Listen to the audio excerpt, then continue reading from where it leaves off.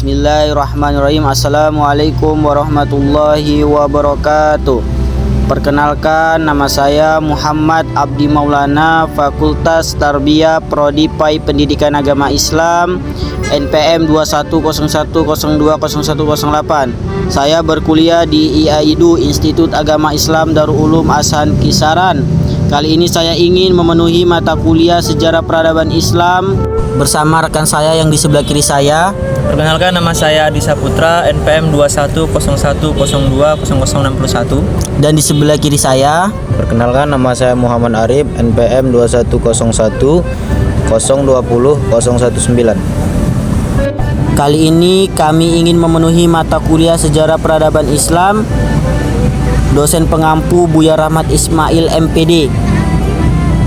Kali ini kami ingin menjelaskan tentang sejarah peradaban Islam di Istana Lima Laras. Baik teman-teman sekalian, kita masuk penjelasan tentang Istana Lima Laras. Tidak hanya Istana Maimun, Sumatera Utara juga memiliki istana kerajaan yang telah berusia di atas 100 tahun, yaitu Istana Lima Laras.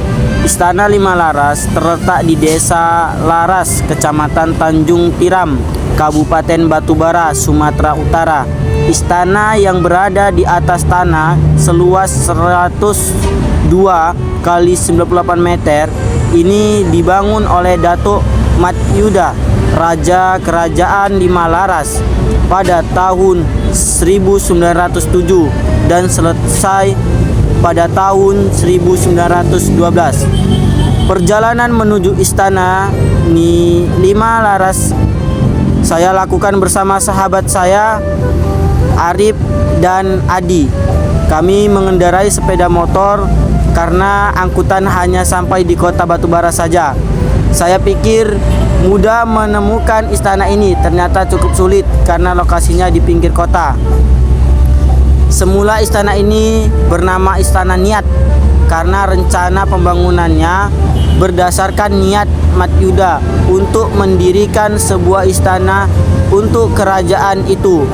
Apabila perdagangannya berhasil dan tidak diganggu oleh Belanda, Istana ini dikerjakan oleh tenaga ahli yang didatangkan dari Cina. Hampir keseluruhan bangunan istana berarsitektur Melayu, terutama pada model atap dan kisi-kisinya. Tetapi ada juga beberapa bagian istana yang berornamen Cina. Tetap di depan Istana Lima Laras kita akan melihat dua buah meriam. Namun yang unik, meriam ini bukan digunakan untuk menembak musuh, melainkan untuk mengumpulkan rakyat apabila ada pengumuman dari raja. Baik teman-teman, saya lihat dan saya perhatikan masih kurang pemerintah terhadap istana ini, karena keadaan istana ini cukup kurang terawat sehingga tidak begitu mengundang minat wisatawan untuk mengunjunginya. Baik teman-teman, kami ingin menelusuri bagian atas Istana Lima Laras. Baik teman-teman, kita sudah memasuki lantai kedua dan lantai ketiga. Lantai kedua dan ketiga terdapat beberapa kamar dengan ukuran 6 kali 5 meter. Secara keseluruhan istana ini memiliki 28 pintu dan 66 pasang jendela. Untuk menuju ke lantai 2 dan lantai 3 mempunyai tangga terputar. Memiliki 27 anak tangga dari dalam menuju ke atas. Menurut Datuk Muhammad Azminsyah 64, beliau adalah cucu atau keturunan Muhammad Yuda yang ke-13. Istana ini dibuat berdasarkan niat Muhammad Yuda untuk mendirikan sebuah istana pada pemerintahannya, sehingga diberi nama Istana Niat. Kerajaan Lima Laras sebelum memiliki istana, pemerintahannya kerajaannya tunduk pada Kesultanan Siak di Riau. dan sejak abad ke-16 sering berpindah-pindah. Raja Kerajaan Niat Lima Laras, Muhammad Yuda, wafat pada tahun 1919 yang sekaligus menandai berakhir masa kerajaannya, dan saat ini keturunannya yang mewariskan peninggalan tersebut adalah Datuk Muhammad Azmin Shah 64 yang merawat dan memelihara istana tersebut. Istana Niat Lima Laras adalah peninggalan sejarah kerajaan Melayu di Asahan bagian pesisir yang jaraknya sekitar 136 km sebelah tenggara dari kota Medan. Jika berkunjung ke istana ini dapat melihat keindahan dan kekokohan bangunannya yang masih utuh, tanda kemegahan kerajaan itu pada masa lampau. Namun saat ini banyak kayu atau dinding yang mulai lapuk atau keropos akibat dimakan usia. Datuk Muhammad Azmin Shah 64 masih menyimpan bukti-bukti beberapa peninggalan barang pusaka perlengkapan istana seperti tempayan, berukiran naga, barang pecah Belanda, dan 2 pedang 1 buah, tombak. Barang tersebut disimpan di rumahnya yang berjarak sekitar 100 meter dari bangunan istana tersebut. Baik teman-teman, mungkin sampai situ penjelasan dari saya tentang Istana Lima Laras. Keadaan Kerajaan Lima Laras ini sudah sangat kurang terawat, mulai dari bangunan kecil hingga bangunan yang besar.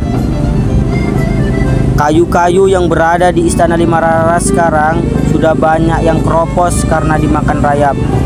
Baik teman-teman, kita lanjut turun ke bawah untuk melihat meriam yang berada di depan Istana Lima Laras, dan kita lanjutkan nanti berkunjung ke makam Datuk Mat Yuda. Terima kasih. Assalamualaikum warahmatullahi wabarakatuh. Baik teman-teman, penjelasan yang kedua akan dibawakan oleh teman saya Adi Saputra. Baik, saya akan mengupas sejarah tentang tepatnya di depan Istana Lima Laras. Kita akan melihat 2 buah meriam.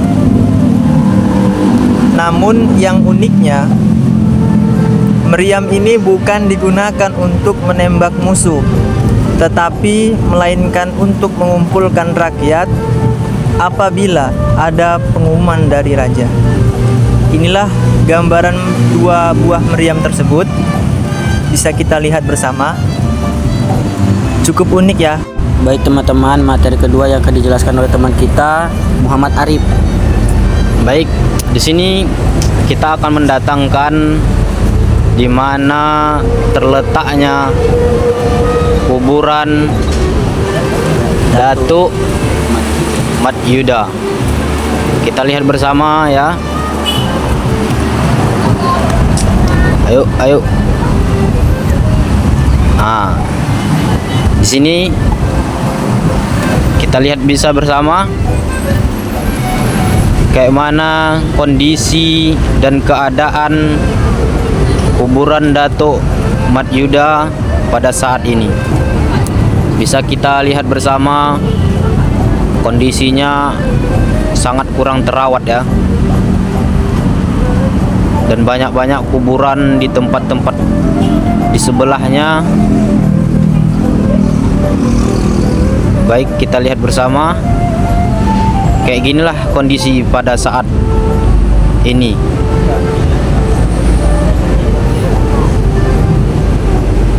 Dan di sini ada juga terletak guci. Di sini terletak guci peninggalan dari Datuk Mat Yuda untuk minum masa peperangan Mat Yuda. Baik, kita lihat bersama. Di sini masih banyak kuburan-kuburan, yang mana kuburan ini adalah kuburan dari prajurit prajurit Datuk Mat Yuda dan dayang-dayangnya. Mungkin sampai di situ penjelasan dari saya. Baik teman-teman sekalian, terima kasih kepada kedua sahabat saya yang telah menjelaskan tentang sejarah peradaban Islam di Kerajaan Istana Lima Laras. Baik teman-teman, bisa kita lihat bagian bawah atau lantai pertama yang berada di bawah Istana Lima Laras. Bisa kita lihat bersama, tangga-tangganya sudah banyak yang keropos, banyak pintu-pintu yang sudah tidak lagi layak untuk dipakai, banyak corak-corak yang sudah berhilangan, banyak juga coretan-coretan atau pilok yang berada di dinding-dinding Istana Lima Laras. Baik teman-teman, kita lihat, kita perjalan menuju depan Istana Lima Laras. Bisa kita lihat tangga untuk menuju lantai pertama sudah papannya keropos-keropos dimakan rayap. Dan perlu kita ketahui juga teman-teman, banyak pengunjung-pengunjung yang berada di Istana Lima Laras ini untuk melihat Kerajaan Lima Laras. Mungkin pengunjung sangat kecewa datang ke Istana Lima Laras ini karena bangunannya sudah sangat tidak terawat. Bisa kita lihat teman-teman. Baik teman-teman, terima kasih sudah menonton video sejarah peradaban Islam kami.